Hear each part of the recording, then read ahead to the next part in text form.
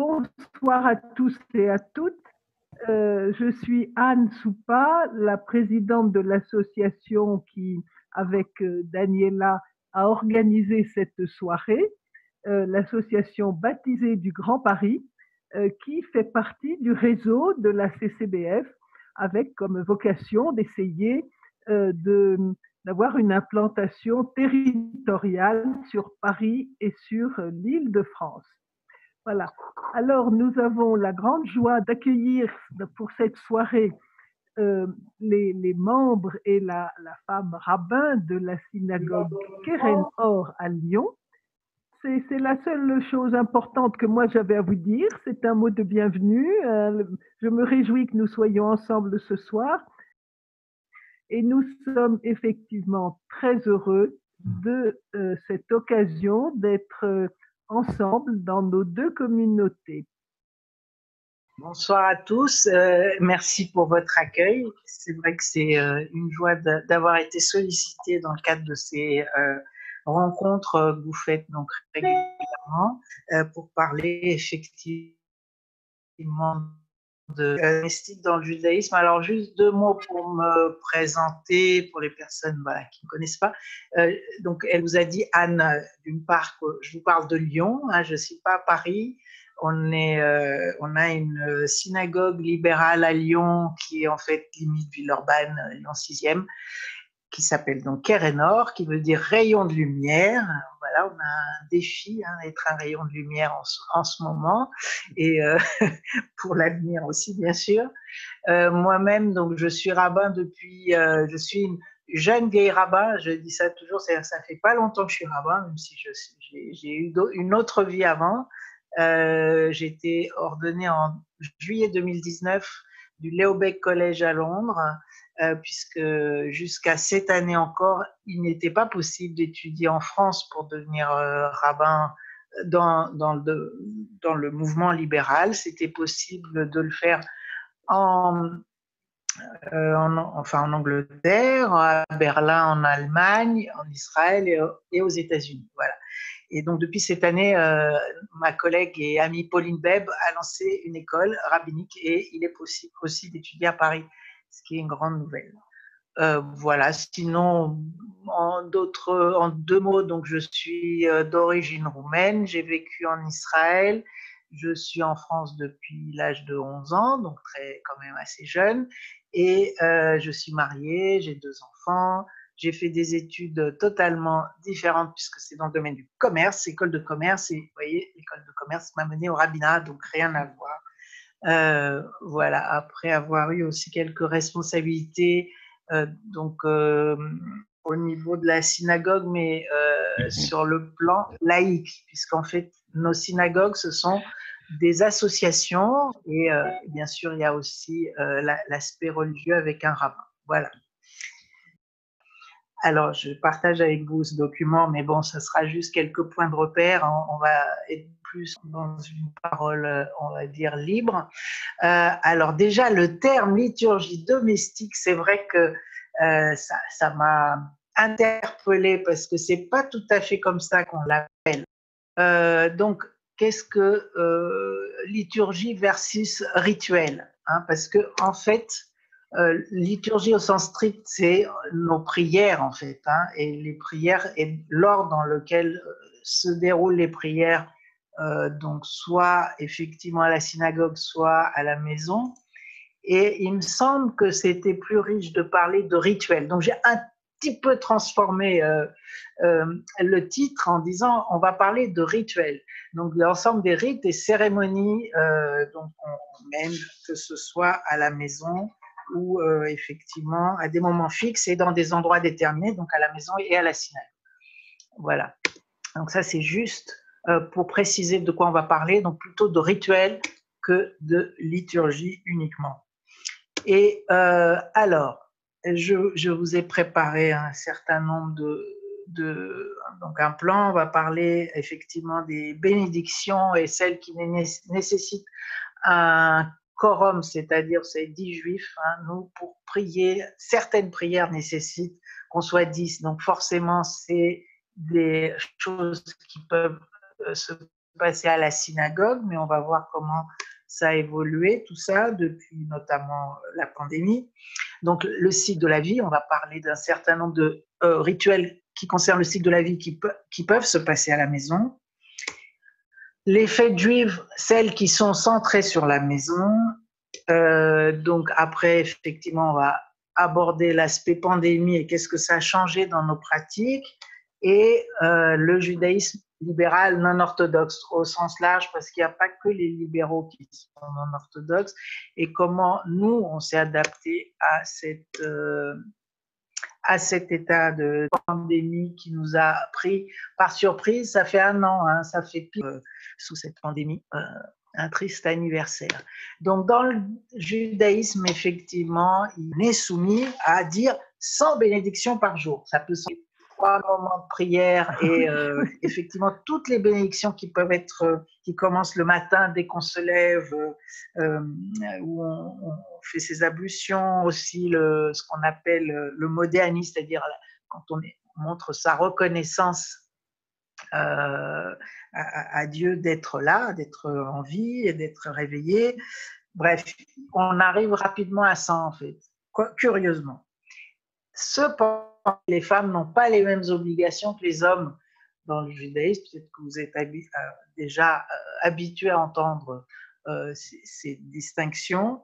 Donc, elles sont exemptées d'un certain nombre de commandements, ce qu'on appelle les commandements positifs liés au temps. Donc, commandement positif, c'est-à-dire qu'il faut faire plutôt que c'est interdit de, hein, et lié au temps, c'est-à-dire que ça se fait à des temps fixes. Ça, c'est ce que nous dit le Talmud. Évidemment, la réalité est un peu différente, c'est-à-dire que c'est affirmé comme une règle d'exception à cette règle. Une règle extrait en fait de la Torah qu'on récite 2 fois par jour, et c'est le matin et le soir, et le schéma, les femmes en sont exemptées. Il y a tout un traité du Talmud qui parle de ça, enfin, entre autres, mais ça commence par ça en tout cas. Voilà. Et je vous disais tout à l'heure que certaines bénédictions nécessitent donc ce fameux quorum, c'est-à-dire en hébreu on dit un minyan, où il faut 10 juifs. Et dans ce minyan, dans la tradition, selon la tradition juive, seuls les hommes comptent, hein. Les femmes ne peuvent pas compter dans ce quorum. Et chez nous, libéraux, les hommes et les femmes comptent, dans la mesure où ils sont donc ce qu'on appelle adultes en termes religieux, c'est-à-dire qu'ils ont au-delà de 12 ans pour les filles et 13 ans pour les garçons, c'est-à-dire qu'ils ont fait leur bar et bat mitzvah. À partir de ce moment-là, chez nous, donc ces personnes comptent dans le quorum. Et donc, habituellement, dès qu'il faut, il y a certaines prières, comme par exemple une prière centrale du judaïsme qui est la Hamida, et qu'on dit 3 fois par jour, là, il faut être 10, et ça ne peut se passer qu'à la synagogue, à moins de réunir aussi un minyan chez soi, mais normalement, ça se fait à la synagogue. C'est le cas aussi pour dire le Kaddish. Le Kaddish, c'est la prière qu'on dit lors d'un décès. Normalement, il faut être 10 aussi. Alors, vous allez me dire, le Kaddish ne se dit pas qu'à la synagogue, ça se dit aussi à l'enterrement, et dans ce cas-là, il faut réunir ces 10 personnes. Et voilà. Alors, ensuite, je vous propose de passer effectivement au cycle de la vie. Donc là, je vous ai amené une illustration, c'est un tableau qui montre une Brit Mila, c'est-à-dire une circoncision. Alors, pourquoi la Brit Mila? J'ai commencé par ça parce que effectivement, ça fait partie, c'est la première étape du cycle de la vie qui se fait traditionnellement, la plupart du temps à la maison. C'est rare que ça se fasse à la synagogue, même si c'est le cas dans ma synagogue, ça arrive. Pourquoi? Parce qu'on ne va pas sortir un enfant, un garçon de 8 jours en général, on va le laisser à la maison avec sa mère, donc déjà, c'est tout nouveau pour lui, donc on ne va pas le faire à la synagogue. Et pour une fille, donc il n'y a pas de circoncision, mais il y a ce qu'on appelle, on l'accueille avec Simchat Bat ou Zevet Bat, c'est-à-dire le cadeau de la petite fille. Cependant, même si la Brit Mila, la circoncision en elle-même va se passer à la maison, elle ne nécessite pas de minyan. Il n'y a pas besoin de 10 pour une Brit Mila. Une Brit Mila, ça peut se passer à n'importe quel moment, y compris le jour de Kippour, qui est le jour le plus saint donc de la tradition juive. Donc, ce qui veut dire que c'est tellement c'est important, ça peut se passer même à Shabbat, même à Kippour. Bon, peu importe, ça c'est pour vous donner des repères. Mais même si ça se passe à la maison, le père est appelé à la Torah, c'est-à-dire que là, il doit aller à la synagogue le premier Shabbat qui suit la naissance pour, en fait, on lui fait un honneur et il dit voilà, qu'il a eu un petit garçon ou une petite fille et il donne le nom de cet enfant. La deuxième chose qui se passe à la maison, c'est quand on inaugure une maison. À chaque fois qu'on change de lieu d'habitation, ça marche aussi pour un bureau d'ailleurs, hein, même si c'est par rapport au travail qu'on va être dans un nouveau lieu. Et on appose donc, vous savez, la mezouza hein, sur la porte. Ça se passe bien sûr à la maison. Il y a un autre, j'ai inclus ça dans le cycle de la vie, hein, l'inauguration d'une maison, même si, bon, voilà, c'est vrai que ça fait partie de la vie de quelqu'un quand il change de maison.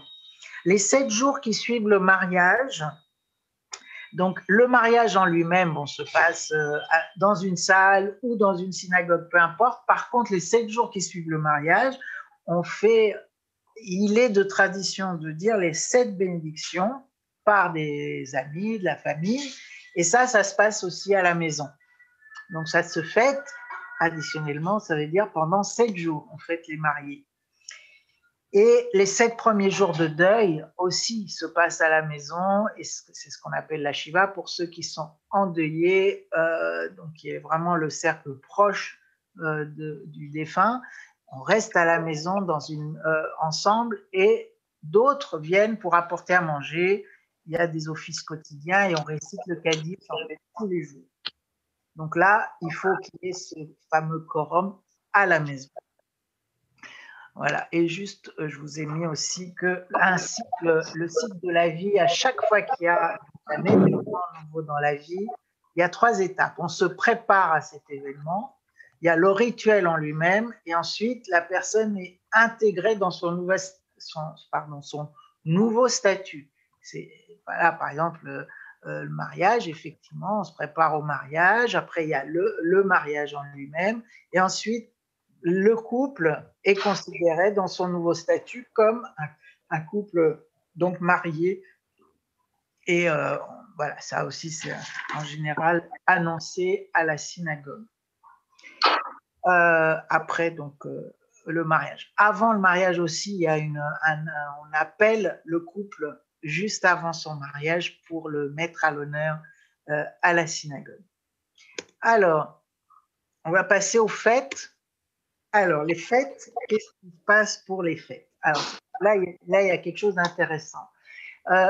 Si vous voulez, dans l'Antiquité, si on parle plus de la Torah et du Talmud, on parle très, très peu de la maison. On ne parle pas des rituels à la maison jusqu'à une période récente, c'est la période des Lumières, où ça apparaît de manière beaucoup plus... comment dire, c'est mis en exergue. Auparavant, on parle surtout de la maison d'études, voilà, après la destruction du temple de la synagogue, mais on ne parle pas tellement de la maison. Sauf que, malgré tout, dans le Talmud, il y a une drôle d'expression parce que la femme s'appelle Beiteu, ce qui veut dire sa maison. Et en fait, il y a un synonyme, la maison et la femme se confondent. Voilà. Tout ça pour dire qu'effectivement, la maison, c'est le domaine de la femme. Ça, c'est évidemment traditionnellement ce qui est beaucoup logique par rapport à cette appellation. Mais on ne parle pas tellement, en fait, jusqu'à une période récente, comme je vous disais, de ce rôle de la maison qui est central dans le judaïsme. On en parlera beaucoup plus tard. Alors, les responsabilités du coup de la femme, quelles sont-elles? Et là, on a dit qu'il y avait des exemptions, mais il y a aussi des obligations. Les obligations, on peut les résumer par cet acronyme qui est Chana. Chana, et la première lettre, le Chet, c'est Chala, hein, le fait de prélever donc un petit bout sur le pain du Shabbat qu'on va consacrer en fait symboliquement au temple, puisqu'il n'y a plus de temple, mais voilà, on va le brûler entièrement. Donc ça, c'est une responsabilité de la femme. Quand elle fabrique le pain à la maison, elle doit s'assurer qu'elle a prélevé cette chala qui reste, même si le temple n'existe plus, il reste ce prélèvement. Voilà. La deuxième responsabilité de la femme, c'est les règles de pureté familiale, Nida. Voilà, ça n'a pas à voir, ça a à voir avec la maison, même si ce n'est pas un rituel. Mais voilà. Et la troisième, c'est Adlakat Nerot, c'est-à-dire l'allumage des bougies. Donc, vous avez cet acronyme Chana qui rappelle à la femme ses obligations dans un monde très traditionnel, parce que, pour tout vous dire, les règles de pureté familiale dans le judaïsme libéral ont été totalement supprimées, et la chala existe bien sûr, et l'allumage des bougies peut être fait à la fois par des hommes et par des femmes, puisqu'on est dans une tradition égalitaire. Je le précise parce que voilà, c'est pour qu'on sache de quoi on parle. Alors, le Shabbat. Là, la femme a un rôle très important, puisque le Shabbat est quand même centré sur la maison. En tout cas, ça commence à la maison et ça finit à la maison. Ça commence par l'allumage des bougies. Donc, si on se place du point de vue de la tradition, c'est les femmes qui marquent le début du Shabbat en allumant les bougies. Et ça se termine par le rituel, ce qu'on appelle la Havdalah, qui sépare le Shabbat des jours de la semaine.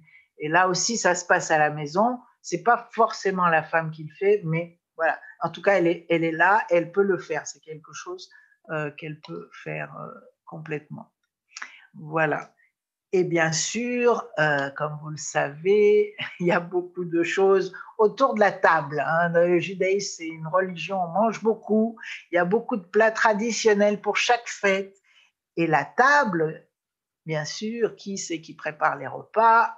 Dans la tradition, bien sûr, c'est les femmes.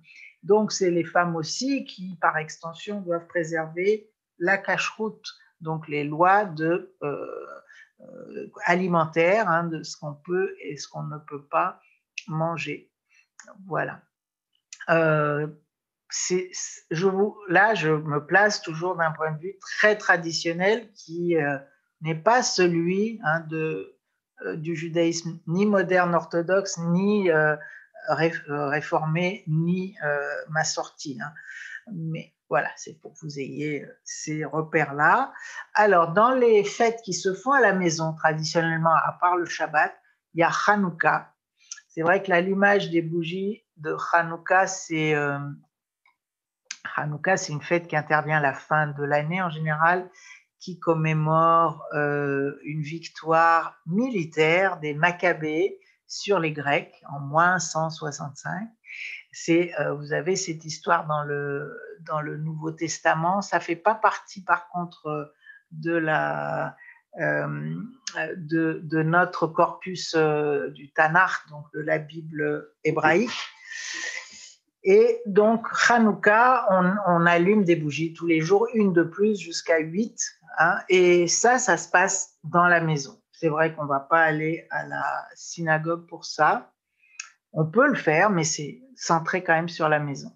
Et Pessah, c'est une fête qui est centrée sur la maison, puisque Pessah, qui va arriver bientôt, hein, la Pâque juive, commence par un seder, un repas qui est pris en commun avec la famille, les amis. Normalement, on invite aussi des personnes, soit des personnes qui sont seules, des personnes qui sont nécessiteuses. Voilà, il est de tradition d'inviter des étrangers à sa table pour Pessah. Donc ça se passe à la maison. Et même s'il y a aussi des offices à la synagogue, mais le seder, premier soir, deuxième soir, pour ceux qui font 2 soirs, c'est très... Et la fin du seder, la fin de Pessah, c'est-à-dire chez les séfarades, parce que c'est une tradition donc plutôt d'Afrique du Nord, de faire la mimouna, ça se passe aussi à la maison et dans les maisons, parce qu'on visite plein de maisons et on mange dans plein de différents... Sur la vidéo, tu retires la croix. Ah, il y a quelqu'un qui parle. Ok. Voilà, donc ça, c'est ce qui se passe déjà à la maison. Il n'y a pas eu de changement par rapport à ça. Par contre, du coup, maintenant, on va passer à ce qui se passe depuis la pandémie. Donc, je vous ai mis un peu en boutade cet écran qui s'est interposé entre la maison et l'extérieur, ou qui a relié, ça dépend comment on le conçoit, hein. Ça peut être d'un point de vue, c'est à la fois du positif et voilà, une intrusion quelque part, hein, du numérique dans nos fêtes, mais on n'a pas pu vraiment faire autrement que d'utiliser cette nouvelle technologie. Donc voilà. Et qu'est-ce qui se passe depuis? Depuis un an, du coup, il a fallu se réorganiser très très vite même, puisque en fait, pour un petit peu vous rappeler ce qui s'est passé, le premier confinement est intervenu juste après notre fête de Pourim, qui est fête du carnaval, et beaucoup de gens sont quand même allés à la synagogue. Nous, on avait quand même anticipé un peu, on a limité les festivités au minimum, mais c'était pas le cas dans d'autres synagogues, et malheureusement ça a été aussi l'occasion de beaucoup de contamination du coup par le Covid. Dans la population juive a été particulièrement touchée, hein, il faut le savoir, par le Covid, notamment à cause de cette fête de Pourim, mais pas que. Voilà. Donc, qu'est-ce qu'on a fait depuis?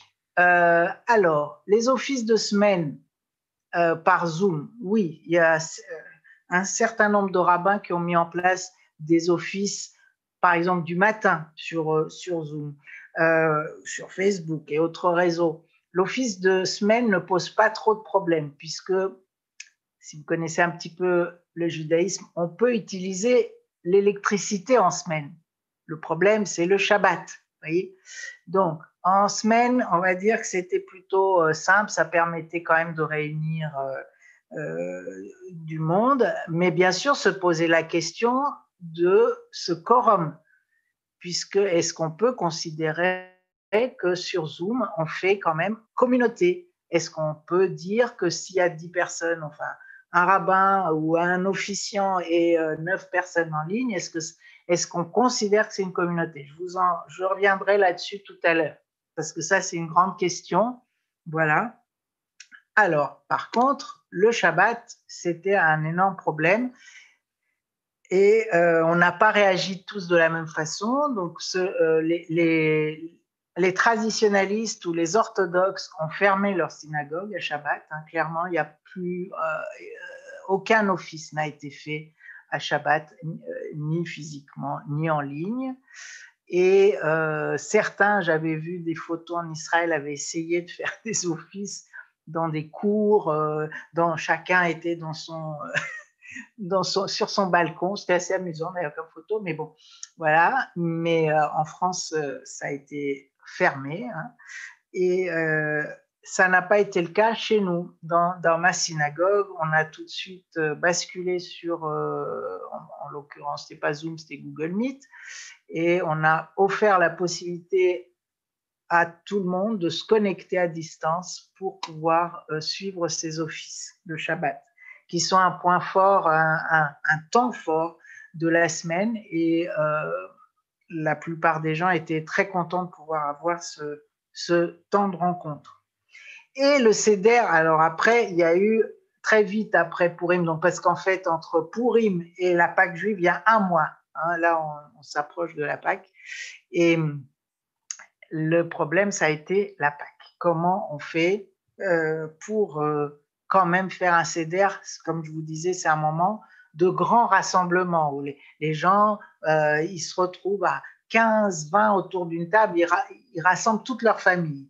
Et c'est comme on va dire Noël, hein, et la Pâque chrétienne, c'est pareil. C'est un grand moment de rassemblement, donc très difficile, surtout quand on laisse de côté les personnes âgées, hein, donc parce que c'était les premiers, on savait que ceux qui étaient en première ligne et qui prenaient le plus de risques, c'était les plus âgés, et donc ça allait complètement à l'encontre de, bien sûr, toutes nos traditions d'accueil, d'être ensemble, de voir justement sa famille à ce moment-là.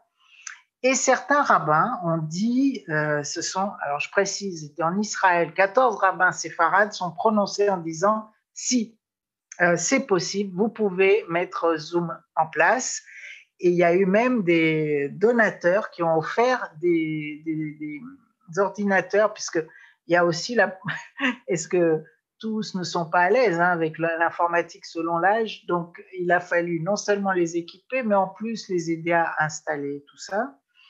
Mais c'était très intéressant de dire, voilà, on est dans une période exceptionnelle, c'est ce qu'on appelle en hébreu, on dit shat atrak, c'est l'heure de, comment dire, l'urgence en fait, et la santé est prioritaire, ça c'est de toute façon un absolu total dans le judaïsme, c'est la préservation de la vie.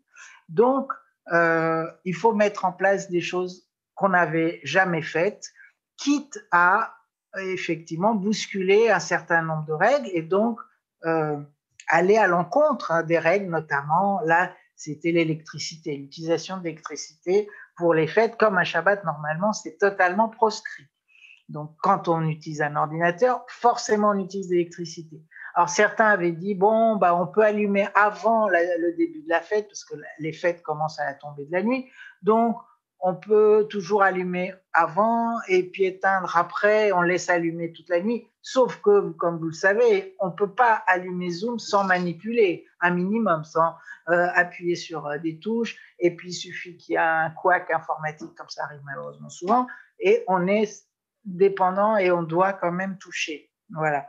Mais c'est très intéressant en tout cas qu'il y ait des rabbins, je vous précise, donc orthodoxes, qui ont dit non, le plus important c'est la santé, et aussi donc la santé, préserver ces personnes et tous en fait du Covid, mais aussi préserver la santé mentale, parce que le problème de ce qu'on a connu depuis un an, c'est aussi que l'isolement crée comme vous le savez, hein, d'énormes problèmes de dépression, enfin bref, hein, tout ce qu'on peut connaître qui affecte donc la santé mentale des gens. Et quand on parle de santé, c'est pas seulement la santé physique, hein, qu'on soit bien d'accord, et quand même nos bénédictions qui parlent de santé, hein, dans le judaïsme, on parle de la santé du corps et de l'esprit. Hein. On ne peut pas dissocier les deux. Voilà. Alors, je vous parle encore quelques minutes et après, vous aurez la parole sur, je vous parle donc du judaïsme non orthodoxe. Donc, je vous ai expliqué effectivement le fait qu'on pouvait quand même allumer son ordinateur et qu'on pouvait on compte un minyan sur Zoom. Alors, il y a eu, vous savez, quand il y a ce genre de nouveauté, alors, bien sûr, les lois historiques ne peuvent pas s'appliquer. On demande aux rabbins qu'est-ce qu'on peut faire. Et des rabbins, là je vous précise, dans notre mouvement, que ce soit les réformés ou Massorti, ont répondu, écoutez, normalement, on ne peut pas compter un minyan ou un quorum sur Zoom, sauf que en ce moment, il faut le faire, et du coup, on va compter, dans la mesure où on se voit comme nous ce soir, vous pouvez interagir avec moi, et moi, je peux interagir avec vous, c'est-à-dire que vous pouvez répondre aux prières par Amen, etc. Ça veut dire qu'on peut compter le minyan, et que, parce que la prière, ce sont des commandements, ces commandements sont respectés. Voilà. Donc effectivement, ça nous a sauvé un petit peu la vie, hein, parce que sinon on n'aurait rien pu faire. Donc il y a le minyan, je vous ai dit, il y a l'électricité, donc on va dire, passé au-dessus d'un certain nombre d'interdits. Hein. Après, se sont posées les questions de bar et bat mitzvah, puisqu'il y a des enfants qui arrivaient en âge de faire leur bar ou bat mitzvah. Ça se passe à un certain âge, et juste après l'anniversaire de 12 ou 13 ans, 12 ans pour les filles, 13 ans pour les garçons. Et là aussi, nous, on en fait à Lyon, on n'en fait pas beaucoup dans l'année. Il doit y en avoir 6, 7 maximum. Donc, on a pu, pour certains, les reporter parce que la famille souhaitait en plus qu'il y ait du monde, etc. Donc, on a reporté. Mais il y a des communautés où ils en ont, je ne sais pas, plus que 2 ou 3 par semaine. Donc, ce n'était pas possible de les reporter. Et là aussi, ça s'est passé sur Zoom, avec la famille chez elle, le rabbin chez lui ou chez elle. Et voilà, j'ai assisté à ce genre de cérémonie. C'était assez spécial, mais ils ont réussi. Ils avaient même réussi à avoir des rouleaux de la Torah pour que le jeune puisse lire de chez lui, comme il se doit, voilà, la paracha, donc le péricope de sa bar au bat mitzvah. Les mariages, il y a eu des mariages sur Zoom. Alors ça, les Américains, ils sont allés franco. Nous, on n'en a pas fait en France, je vous avoue. Mais plutôt que d'attendre encore, on ne savait pas combien de temps il fallait attendre. Au début, on se disait, bon, ça va durer 2-3 mois, et puis après, ça va reprendre, donc on va reporter. Mais vous voyez qu'on en est à plus d'1 an, et on ne sait toujours pas à quel moment les mariages pourront se passer normalement. Donc, certains ont opté pour faire des mariages aussi sur Zoom. Voilà. Ou alors, uniquement en tout petit comité, dans un jardin. Voilà. Enfin, tout a été bousculé, hein, forcément.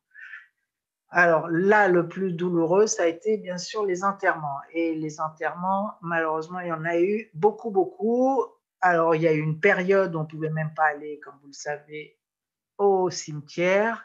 Donc ça, c'était terrible pour les familles, où on a l'habitude non seulement, bien sûr, d'aller au cimetière, mais c'est une mitzvah, c'est-à-dire c'est un commandement d'aller le plus nombreux possible à un cimetière. C'est d'accompagner les mourants. Donc, c'est pas d'être 10, c'est d'être, si on peut être 50 ou 100, c'est encore mieux. Et peut-être que vous avez vu d'ailleurs des images là-dessus.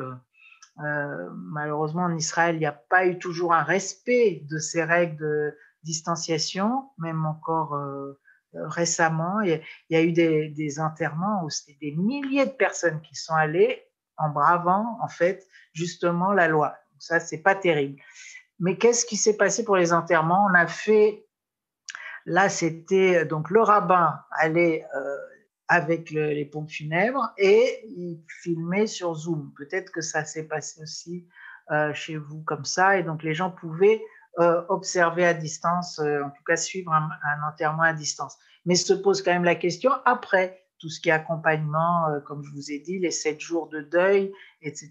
Et tout ça se passait à distance, et on faisait les prières à distance, très difficile. Et il y a eu à Paris au mois de juin, ou c'était début juillet, je ne sais plus, le grand rabbin a organisé en fait une cérémonie pour tous les juifs qui étaient décédés pendant la période de Covid, pas forcément du Covid, mais pendant la période, pour pouvoir en tout cas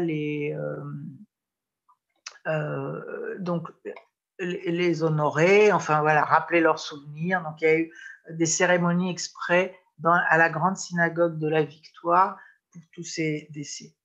Oui, je vous ai parlé des offices mémoriels. Et il est bien entendu, je vous ai parlé de choses qui se passaient malheureusement un petit peu hors la loi, même beaucoup hors la loi. Et d'ailleurs, la population ultra-orthodoxe en Israël a été celle qui a été la plus touchée par le Covid à cause du non-respect de certaines règles. Mais le principe juif, c'est de suivre la loi du pays, hein. Donc, ce qu'ils ont fait était vraiment en dehors de ce respect de la loi du pays.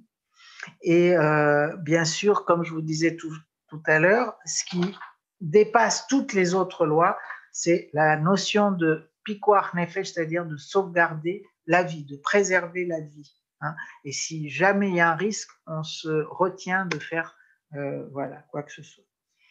Voilà, donc on en arrive à la fin de cette présentation et de cette voilà, ce que je voulais vous dire par rapport à ces rituels. Donc, ce qui a changé depuis un an, c'est effectivement que la maison qui était traditionnellement le domaine des femmes est devenue le domaine partagé de tous. Pas seulement, bien sûr, pour le travail, comme vous savez, parce qu'il fallait travailler de la maison, mais surtout pour la vie rituelle et religieuse. Et on a dû totalement réorganiser un certain nombre de rituels, comme je viens de vous l'expliquer. Et la question, bien sûr, qui se pose maintenant qu'on a un an derrière nous, c'est est-ce que ça a profité, est-ce que ça a détourné ou rapproché les fidèles de la pratique religieuse? Nous, ce qu'on a pu constater, c'est qu'il y avait beaucoup plus de monde que d'habitude aux offices en ligne. Pas beaucoup plus, oui, plus, hein, en tout cas plus. Et notamment le samedi matin, où on a besoin, là aussi, le samedi matin pour ouvrir, pour lire dans la Torah, il faut qu'on soit minyan, donc toujours ce quorum. Et on a largement ce minyan maintenant. Bien sûr, la question va se poser, qu'est-ce qui va se passer une fois qu'on revient à la normale? Est-ce que maintenant, comme disait un collègue, qu'on a ouvert la boîte de Pandore, est-ce que les gens vont revenir? Parce que c'est aussi, bien sûr, c'est un confort hein, de rester chez soi, mais c'est pas la même expérience. Et il est important de se retrouver ensemble dans une synagogue. Donc voilà, on espère bien sûr, sauf cas de maladie, de difficultés à se déplacer, etc., que les gens vont revenir. Et on maintiendra, en tout cas, c'est ce qu'on a nous décidé, à la fois, et ce qu'on fait déjà, hein, l'office du samedi matin aujourd'hui, il se passe à la fois en présentiel à la synagogue et ceux qui le souhaitent peuvent se connecter de chez eux. Donc on a une double audience, si vous voulez, deux types d'audience. Voilà. Et merci beaucoup pour m'avoir écouté. Et je suppose qu'il y a pas mal il y a des questions, donc je vais arrêter ce partage et je suis à... Ah oui, d'abord, on avait dit qu'on écouterait un témoignage. Donc, je propose que David nous fasse un témoignage. Est-ce que quelqu'un d'autre dans notre petit groupe veut témoigner de comment ça se passe pour lui ou elle depuis un an à la maison avec je ne sais pas si Pascal ou Rosemary ou Paul, je ne veux pas imposer. Hein. Ben, moi, je veux bien dire un petit mot sur le fait que même si effectivement la synagogue manque beaucoup, c'est quelque chose d'extrêmement fort qui nous rapproche finalement en termes de communauté, parce que on a ce souci communautaire qui est renforcé précisément parce qu'on est séparés. Donc le Zoom, effectivement, peut être pris à double tranchant, mais c'est quand même quelque chose qui nous permet de nous voir. Et en tout cas, me concernant, c'est essentiel parce que j'ai le sentiment que cette pandémie nous ramène vers la religion, en tout cas pour moi. Parce qu'on a notre lien avec notre rabbin qui est privilégié et que c'est pas qu'il est davantage privilégié, mais on a construit encore quelque chose d'autre. Merci. Du fait de cette pandémie. On a pris conscience de certaines fragilités et de la nécessité de se retrouver, de s'écouter, de s'entraider, d'être... Enfin, moi, je sais que de plus en plus, je me connecte de plus en plus parce que j'ai besoin de ma communauté et de notre rabbin. Enfin, voilà ce que je ressens, moi, en tout cas. Merci, Pascal. Et David, donc à toi, si tu veux. Oui, juste un petit mot. Moi, ce qui m'a beaucoup marqué pour le premier confinement, c'est qu'on était vraiment coupés des uns des autres et que Shabbat a vraiment rythmé notre vie, puisqu'on n'avait plus de repères, plus de travail, plus de sorties, plus de week-ends. Les samedis ressemblaient à des dimanches, les mercredis à des samedis. Mais nous, on avait Shabbat. Et il y a un moment dans la semaine, on savait qu'à partir du mercredi, jeudi, on allait commencer à préparer Shabbat. Donc, on savait qu'on était dans un temps de semaine bien particulier, que le vendredi soir, on allait se connecter avec la communauté, qu'on allait vivre un temps. Et c'était extraordinaire, puisque ça y est, on retrouvait des sons, des visages, des bruits, des paroles que l'on connaissait. Et c'était vraiment une bulle sociale, une bulle spirituelle, une bulle aussi dans un espace-temps qui était complètement déconnecté. Et pendant 25 heures, on était vraiment en lien avec la réalité, certes spirituelle, mais une réalité qui s'incarnait dans notre quotidien et qui nous rythmait. D'ailleurs, en famille, avec mes enfants et ma compagne, souvent on se disait déjà Shabbat. Comme quoi, pour nous, le confinement est passé assez vite, puisque Shabbat nous portait jusqu'au samedi soir, et puis vite dimanche. Mais dimanche, ça y est, on avait le souvenir du Shabbat, et puis à partir de mercredi, on commençait à préparer le Shabbat suivant. Donc, voilà, c'était vraiment le rythme que nous a offert Shabbat pendant ce confinement du mois de mars à mai de l'année dernière, que j'avais envie de partager.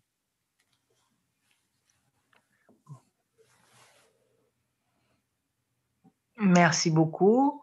Alors, je propose maintenant de passer aux questions. Je ne sais pas si c'est Claudine qui veut nous les... Je vais reprendre Ah, une c'est Anne, minute oui. la parole.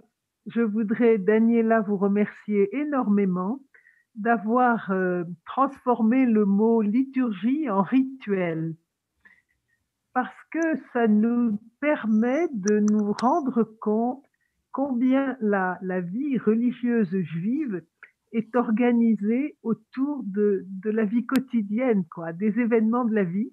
Il y a un ancrage dans la personne que je trouve, pour nous, catholiques, extrêmement invitant et riche. Voilà.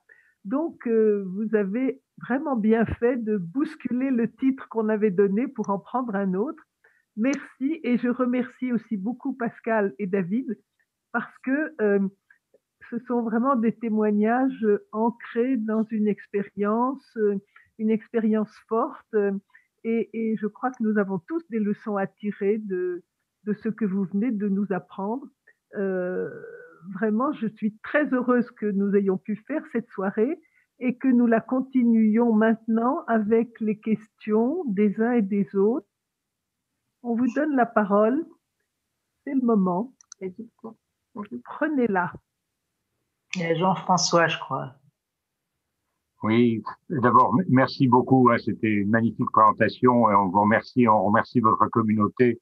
C'est vraiment très, très sympa d'avoir cette occasion de discuter avec vous. Alors moi, j'aurais une question d'abord. J'ai pas une question, mais je commence par une. Dans une famille, il y a, comme partout, je suppose, des croyants pratiquants, des croyants pas trop pratiquants et peut-être même des gens hostiles. Dans une même famille, ça peut se trouver. Comment est-ce que vous gérez ça en pratique, puisque le Shabbat, vous le faites ensemble? Je n'arrive pas à visualiser comment ça se passe. Est-ce qu'il y a des gens qui s'en vont à ce moment-là? Enfin, comment gérez-vous cette diversité des situations personnelles dans un rituel qui est un rituel collectif? Alors, ça, c'est une très bonne question, mais c'est assez drôle, voilà, que vous me la posiez. Des gens hostiles, je ne pense pas qu'on en ait, mais c'est vrai qu'il y a de tout dans une famille. Et l'important, comment dire, le judaïsme est moins centré sur le croire que sur le faire, si on peut dire. Donc, le faire ensemble est plus important. Et d'ailleurs, c'est dans la Torah, hein, quand on nous dit « vous ferez et vous comprendrez ». Vous savez, c'est le fameux, c'est dans l'Exode. Hein. Et donc, cette idée de faire ensemble, peu importe, ce qui est important, c'est le noyau, justement, le noyau familial. Et donc, le Shabbat, on se réunit, qu'on soit croyant, pas croyant, qu'on soit pratiquant, pas pratiquant, on se réunit autour de ses parents et grands-parents, si on les a. Enfin, on se réunit parce que, voilà, on marque ce moment. Après, ceux qui sont plus pratiquants, effectivement, ils vont aller à la synagogue, ils vont ajouter à cela d'autres choses, d'autres pratiques. Mais au départ, le noyau, c'est le noyau familial, bien sûr, dans la mesure où il fonctionne. Mais c'est très important, ce noyau familial qu'on est en train parfois de perdre. Hein, donc, et ça se passe autour de ce noyau familial. Moi, je vais témoigner, puisque j'ai quand même des enfants et des adolescents qui à des certains moments de leur vie, ne participaient pas, parce que forcément, elles cherchaient à se positionner. Voilà, ça a 15 ans, 16 ans, etc. Mais il y a toujours une place dans le temps de Shabbat ou dans les temps liturgiques, ou en tout cas des temps rituels, pour que quelqu'un trouve quelque chose. Par exemple, beaucoup de chants, ce qui fait que peut-être que voilà, les filles ne vont pas forcément faire les prières, ou les enfants ne vont pas adhérer à toutes les prières, mais les chants vont leur plaire. Et il y a un moment où voilà, ils vont adhérer à tel moment. Et puis, c'est aussi pour moi le moyen de donner à chacun une responsabilité dans le rituel. J'ai une fille qui va préparer le vin ou le jus de raisin, j'ai un autre enfant qui va préparer les ralottes.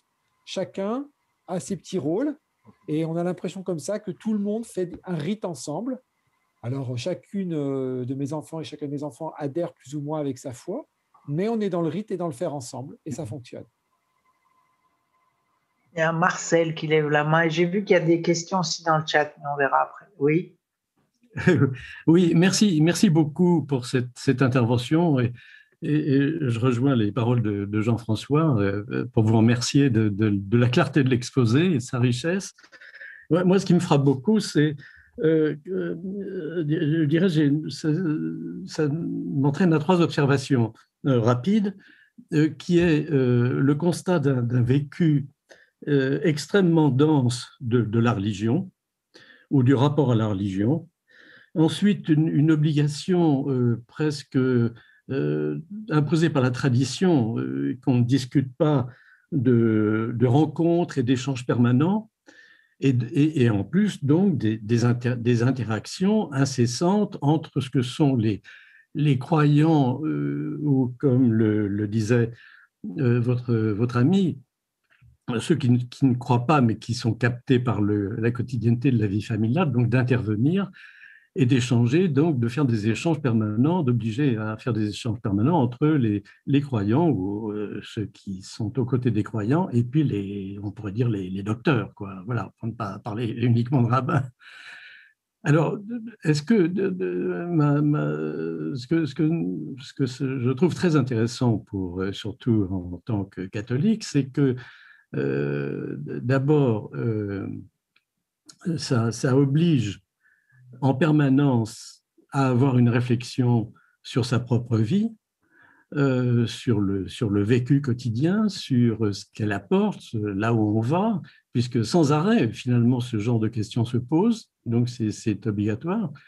Et en même temps, c'est un processus éducatif formidable, parce que sans arrêt, on est exposé à discuter de ces sujets avec les autres, hein, même à l'occasion, comme le disait votre ami tout à l'heure, à l'occasion de ceux qui adhèrent pas tout à fait au rituel, mais par exemple les chants, tout d'un coup, on se remet à parler et c'est un processus éducatif formidable parce que c'est pas une somme de connaissances, mais c'est une formation de l'esprit extraordinaire, une formation de l'esprit à l'ouverture à l'autre, à l'échange, à la compréhension de la vie en communauté, au développement du sens critique. Enfin voilà, ce genre d'observation que je voulais vous soumettre. Et merci encore. Merci à vous. C'est vrai, développement du sens critique, ça, j'abonde totalement. Hein. L'idée de questionnement. Et le questionnement, il apparaît à partir de la période rabbinique dans le Talmud. Parce que le Talmud, c'est question-réponse, question-réponse. Vous voyez, c'est que ça. Et avec des couches de commentaires et de commentaires sur qu'est-ce qu'on fait dans ce cas-là, qu'est-ce qu'on fait dans l'autre cas. Je vais prendre quelques questions qui sont arrivées là en ligne, si vous voulez bien. Je vois Gabriella sur l'électricité. Alors, c'est très simple. Hein. Elle pose la question concernant l'électricité. Comment avez-vous surmonté cette infraction à la loi? Alors, ce n'est pas une infraction à la loi. C'est vrai que bon, y a une somme de lois. Il y a 613 commandements selon la tradition. Bon, on n'arrive jamais à se mettre d'accord sur ce nombre. C'est vrai que le judaïsme libéral s'est affranchi de ce genre de choses. C'est-à-dire l'électricité, on l'utilise. On utilise par exemple la voiture ou en tout cas un transport pour aller à la synagogue, puisque si vous voulez, Kerenor qui est à Villeurbanne draine des personnes qui viennent de Valence, de Châlons, enfin un peu toute la région. Donc forcément, elles vont devoir prendre un véhicule ou en tout cas des transports pour venir. Et dans ce cas-là, on considère que c'est bien plus important qu'elles soient à la synagogue que le fait de prendre la voiture. Et on va hiérarchiser, en fait, si vous voulez, un certain nombre de règles. Et c'est vrai que l'électricité, alors, dans un judaïsme très traditionnel ou on va dire très respectueux, il va y avoir des boutons dans la maison qui restent en fait allumés tout le Shabbat, hein, par exemple. C'est pareil pour la plaque de cuisson. Enfin bref, c'est vrai qu'on n'est pas là-dedans. Donc voilà, c'est vrai qu'on va dépasser ça et on s'affranchit de ce genre de choses, alors qu'il y a d'autres choses qui sont par contre très importantes pour le judaïsme libéral. C'est pour ça qu'on est très gêné par rapport à l'utilisation de l'électronique le Shabbat, parce que c'est pas l'électricité qui nous gêne, mais c'est le fait qu'il y ait l'électronique qui soit si présente dans nos vies, alors que le Shabbat est un moment où on coupe, en fait. On doit vivre de manière différente de la semaine. Ne pas faire de courses, ça, par exemple, c'est important. Et si possible, de ne pas être tout le temps sur ces fameux outils qui nous bouffent la vie. Et malheureusement, avec ce qui s'est passé, voilà, on a été obligé quand même effectivement de passer outre. Alors, il y a une question sur pour la Pâques, quels sont vos conseils à nous partager? Alors, je ne sais pas ce que... Attendez, je ne sais pas comment s'appelle qui a posé cette question, mais je ne comprends pas très bien ce que vous voulez dire. Gabriella aussi. Oui, Gabriella, est-ce que vous voulez préciser dans quel sens, les conseils dans quel domaine?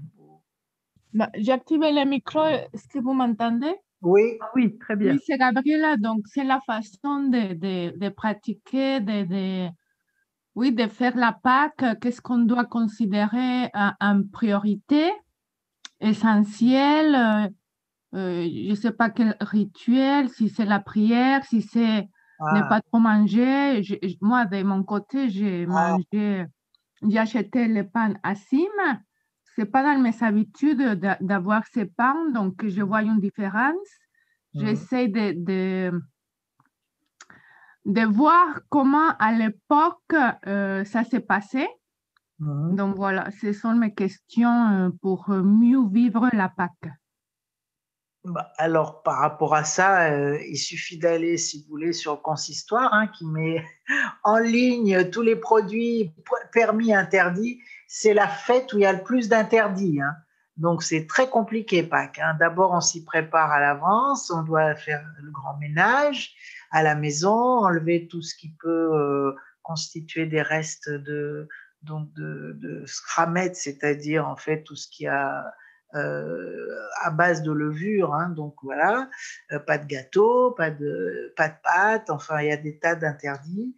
Et puis pendant 8 jours, c'est pas seulement de manger du pain azib, c'est aussi de ne pas manger d'autre chose. Et effectivement, il y a les prières, c'est les premiers ou 2 premiers jours selon si on fait 2 jours ou 1 jour.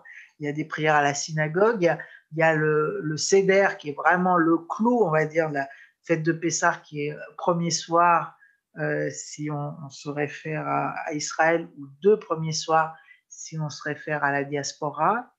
Et cette idée d'inviter autour de sa table, comme je vous le disais tout à l'heure, non seulement sa famille, mais aussi des personnes seules, etc.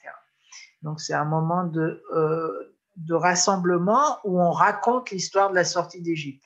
Et c'est un moment de transmission aux enfants. Marcel parlait tout à l'heure, c'est le moment le plus important de la transmission juive, c'est Pâques.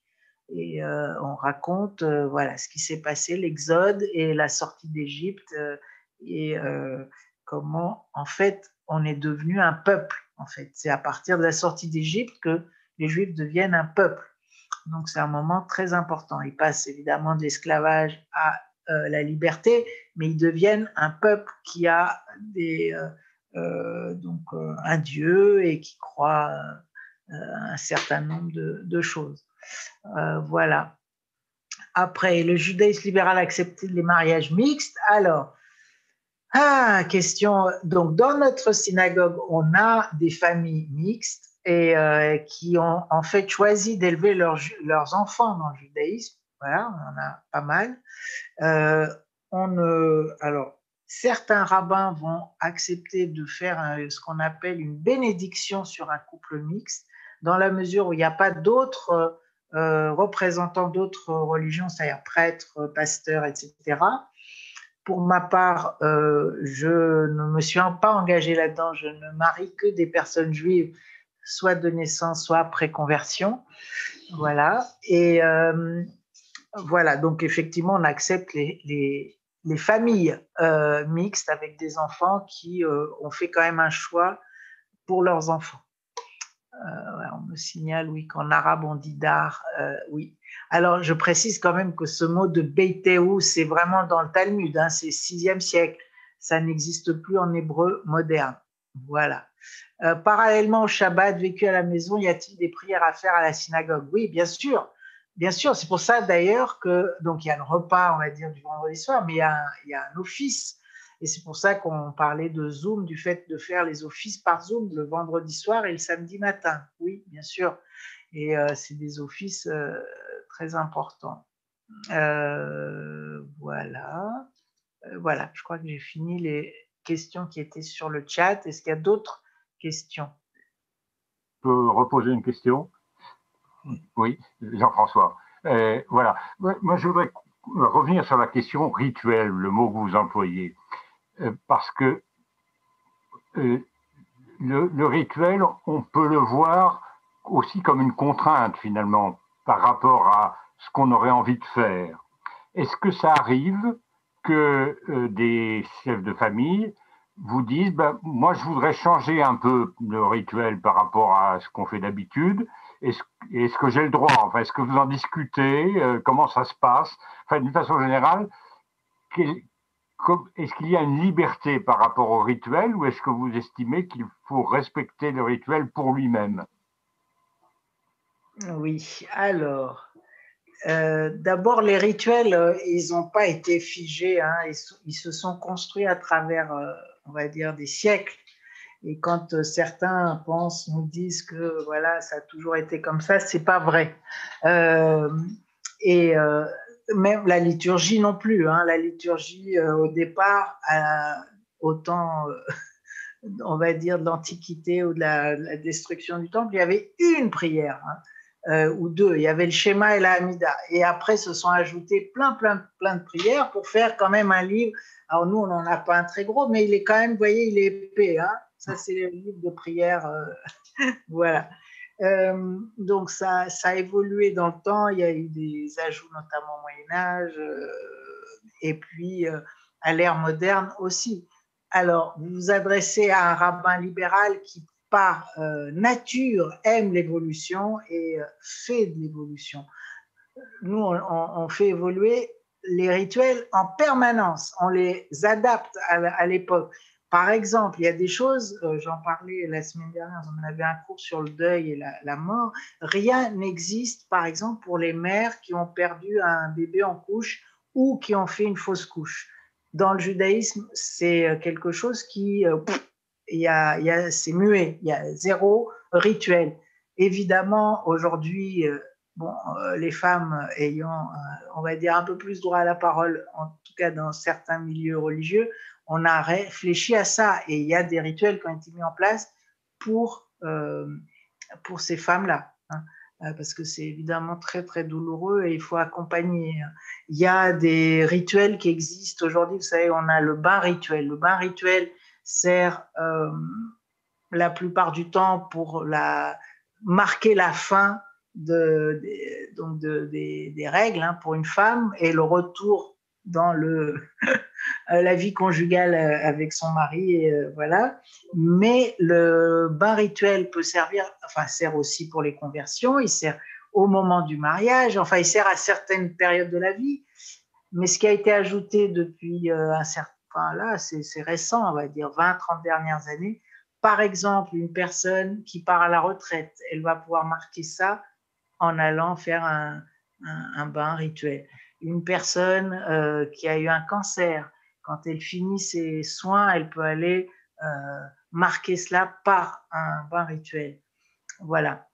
Après, sur un rituel qui existe déjà, et si on me demande de changer dans la mesure où il n'y a rien, on va dire, qui est choquant, on peut le faire. Qui est choquant, je ne sais pas, qui est effectivement contre la loi, oui, on peut adapter, bien sûr qu'on peut adapter. Mais ça, c'est une décision que vous prenez vous-même en tant que rabbin ou vous consultez d'autres rabbins? Alors, comment ça se passe? Oui, c'est une bonne question. C'est vrai qu'on a une certaine liberté. Il n'y a pas de hiérarchie normalement dans le judaïsme, sauf que effectivement, on nous a mis un grand rabbin parce que ça date du consistoire et des règles napoléoniennes, mais il y a une certaine liberté. En tout cas, on va se consulter parce que moi, en tout cas, j'aime pas faire les choses dans mon coin et j'aime avoir l'avis, surtout que je suis quand même, comme je vous l'ai dit, ça fait un an et demi que je suis rabbin, donc je vais pas faire des choses complètement farfelues. Donc, dès qu'il s'agit, les changements de rituels, ça concerne souvent ces histoires de, voilà, mixité, de choses où il y a une personne qui est juive, à moitié par son père. Vous voyez, c'est là qu'on va avoir des demandes un petit peu qui sortent de ce qu'on a l'habitude de faire. Et dans ce cas-là, bien sûr, je vais consulter dans la mesure où c'est quelque chose qui est entièrement habituel dans le judaïsme. Non, il n'y aura pas de problème. Voilà. Moi, j'ai par exemple ajouté des rituels pour accueillir des personnes en conversion. C'est des choses qui n'existaient pas, qu'on a ajoutées. Vous voyez, bon, il y a plein de choses, en fait, qu'on peut modifier. Oui. Alors, qui veut prendre la parole? Moi, je voudrais bien prendre la parole. Oui, oui. Alors, dites-nous votre prénom que je... Joël. Joël, très bien. C'est à propos de la fête des cabanes. Parce que quand on se promène dans Paris, on voit au moment de la fête des cabanes sur les balcons. Donc, ça me paraît être un rituel très, très domestique. Alors, est-ce que je me trompe ou qu'est-ce qui se passe là avec les cabanes? Alors, si on a un balcon, on fait sa cabane. Le problème, c'est que tout le monde n'a pas de balcon. Donc, oui. C'est quelque chose d'un peu mixte. C'est vrai que ça se fait à la fois à la maison, si on peut le faire, si on a un jardin, et sinon, c'est à la synagogue. Donc, c'est vrai que j'en ai pas parlé parce que il se trouve que nous, on a un jardin à la synagogue et on le fait à la synagogue. Mais il y a la possibilité, effectivement, de faire à la maison. Donc, ça dure 8 jours et on est censé manger dans cette cabane, dans la mesure du possible, s'il ne pleut pas, etc. Et étudier, enfin voilà, faire un certain nombre de choses festives. Voilà, inviter aussi du monde. C'est un moment où on invite. Alors, nous, on a l'habitude d'ailleurs à Kéranan de faire un événement interreligieux. Pas seulement, mais un soir, on fait un événement interreligieux au moment de Sukkot, donc la fête des cabanes. C'est sympathique d'accueillir. Voilà. J'ai des questions dans le chat encore. Pourriez-vous préciser en quoi consistent les règles de pureté familiale? Oh, oh, oh. Alors,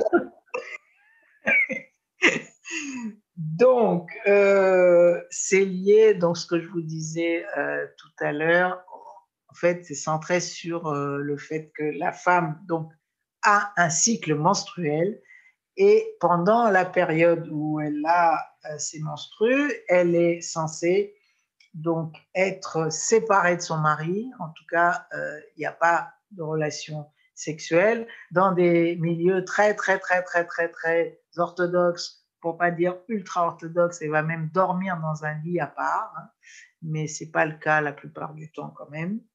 Et à la fin de cette période, elle va aller au mikvé, donc au bain rituel.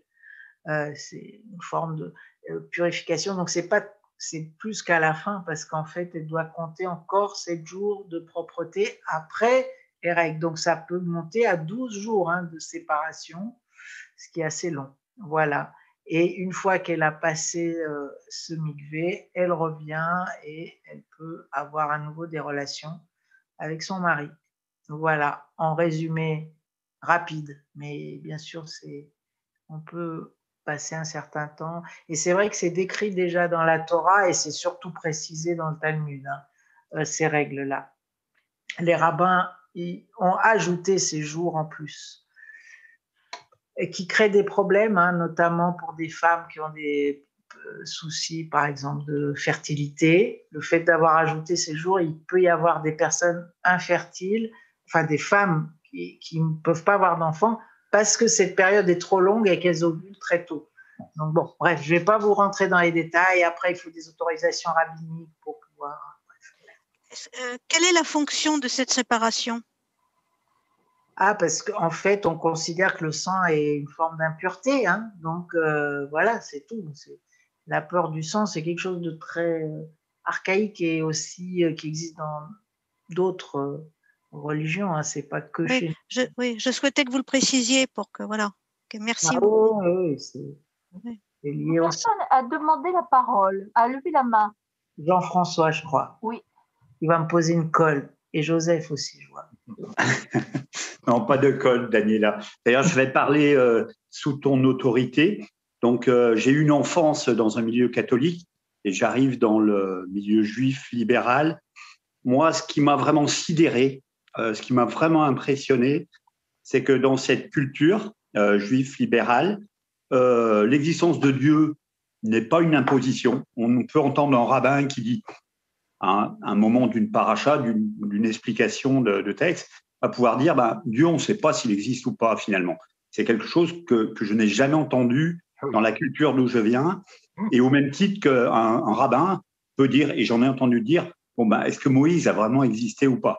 Donc, on va étudier les textes tous ensemble, qu'on soit croyant ou pas, qu'on croit à la véracité ou pas de ces textes. Et pour moi, c'est vraiment quelque chose qui est très léger et qui fait qu'on peut tous s'asseoir autour d'une même table et parler d'un même texte. Alors, il y avait des questions sur la part de l'hébreu et le français.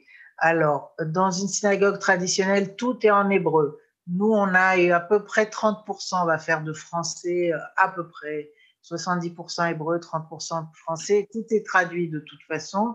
Et quand on lit dans la Torah le samedi matin, on traduit derrière ce qu'on a lu en hébreu. Voilà, Joseph qui voulait poser une question. Oui, c'était intéressant, enfin tout était intéressant, mais j'ai été intéressé par la différence que vous faites entre le faire et le croire, en disant que le faire était plus important dans la religion juive que le croire. Bon, ça peut être dans d'autres religions l'inverse quelquefois, mais ce qui m'intéresserait, parce que le rituel,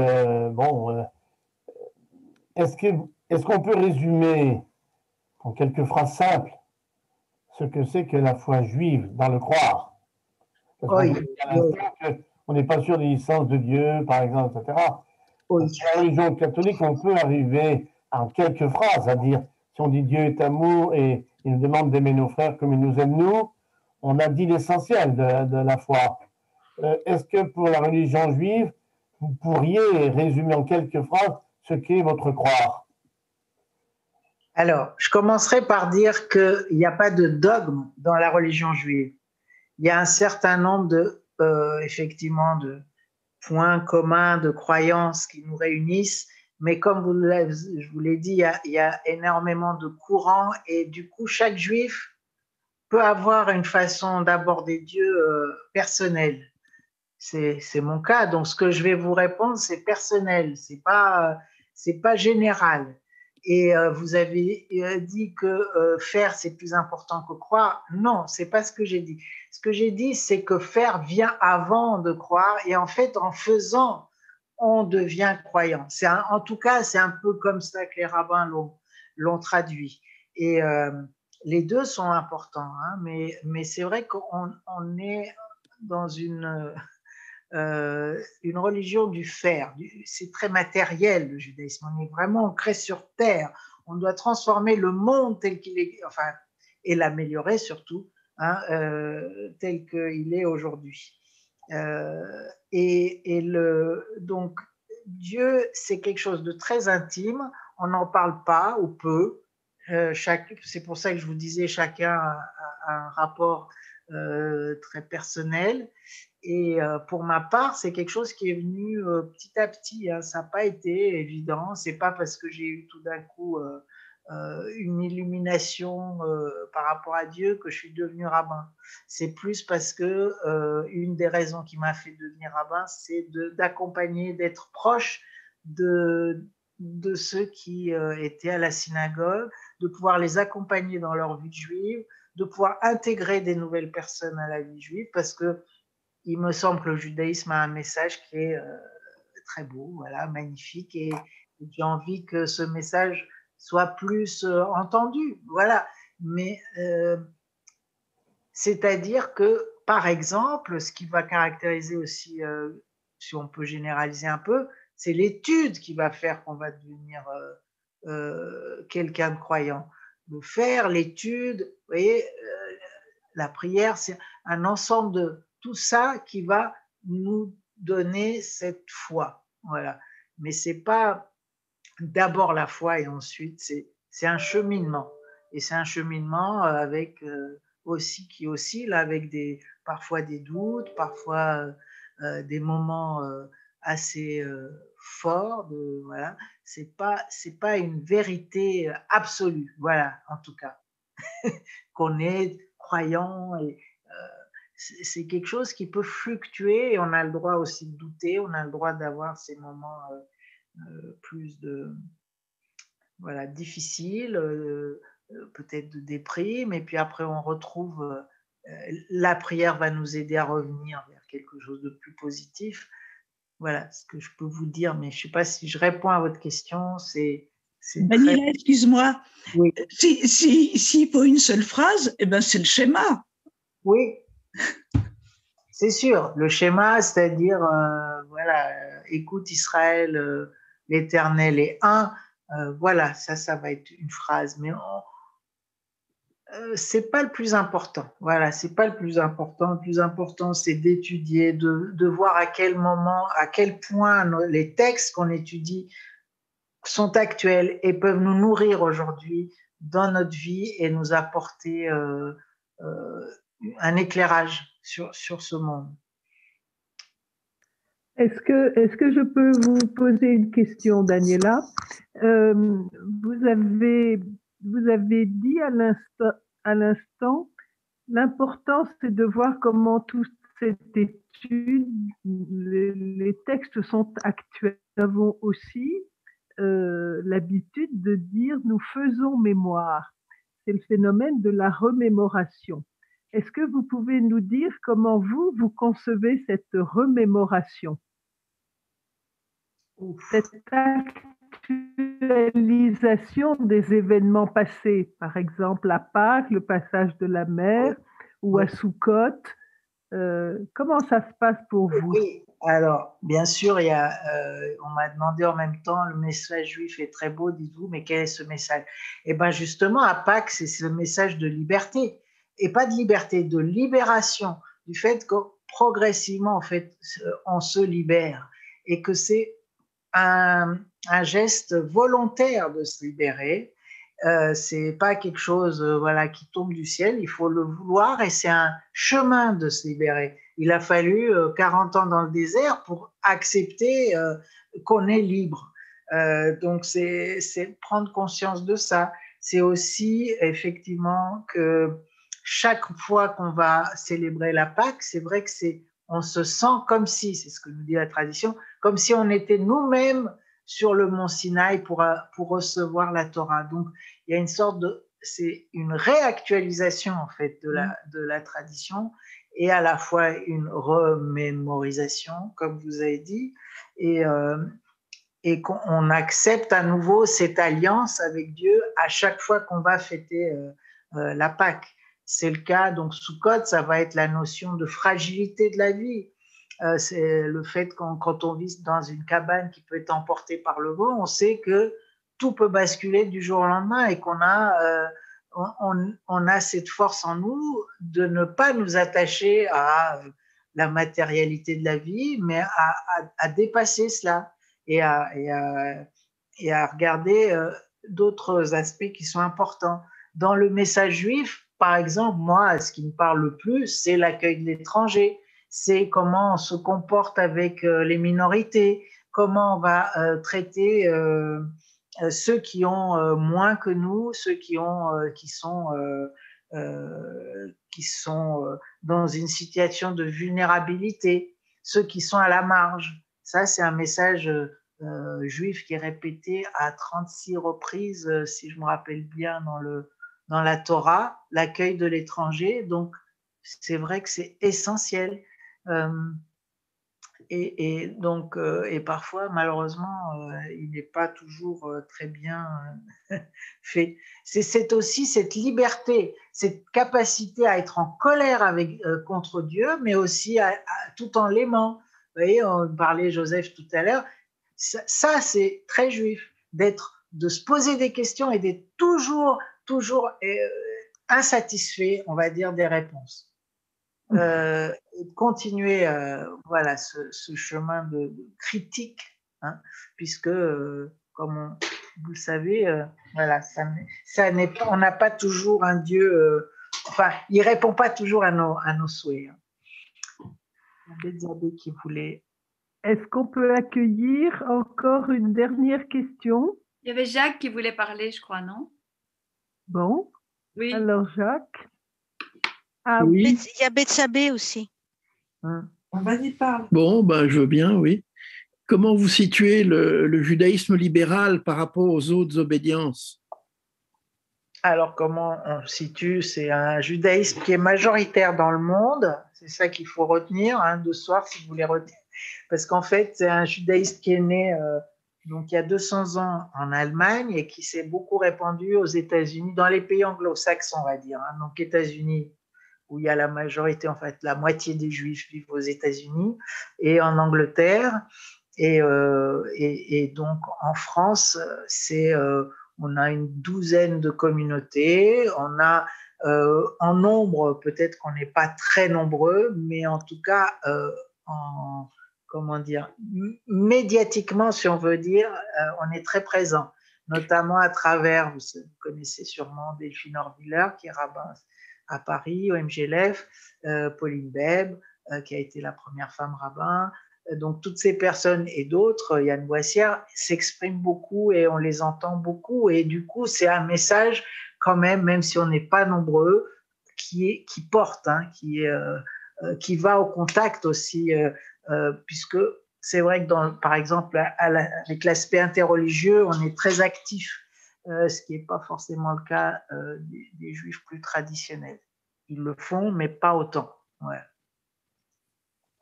Alors, il y avait Frédéric aussi qui voulait parler. Frédéric? Non, j'avais pas de question, moi. Ah bon, d'accord, je croyais. C'est Bethsabée qui veut parler. Alors, moi, je voulais juste intervenir par rapport à ce que vous disiez tout à l'heure, Rabbi Daniela, sur le questionnement. Parce que justement, moi, j'ai fait un parcours de conversion parce que je me posais beaucoup de questions sur mon histoire familiale, etc. Et en fait, le judaïsme ne m'a pas forcément apporté de réponse exacte, mais m'a apporté la légitimité de mes questions.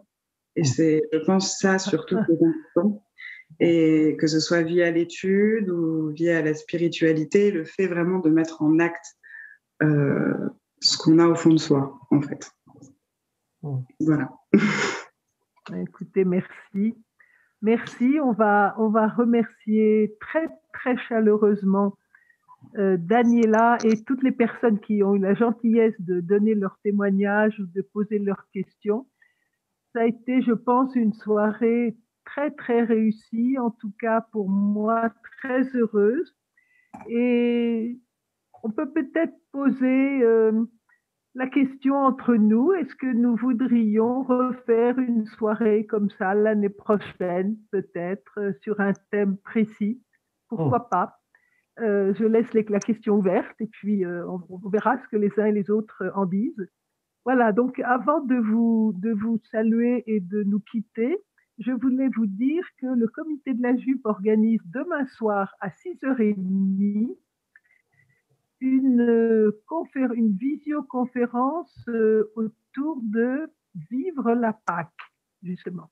Nous avons proposé 4 conférences. La première a eu lieu il y a une semaine sur l'anthropologie de Pâques. La deuxième, demain, c'est sur la fête de Pâques, Pâques juive et Pâques chrétienne. Et puis deux autres jeudis du mois de mars seront consacrés à ces conférences. Voilà, il me reste à vous remercier.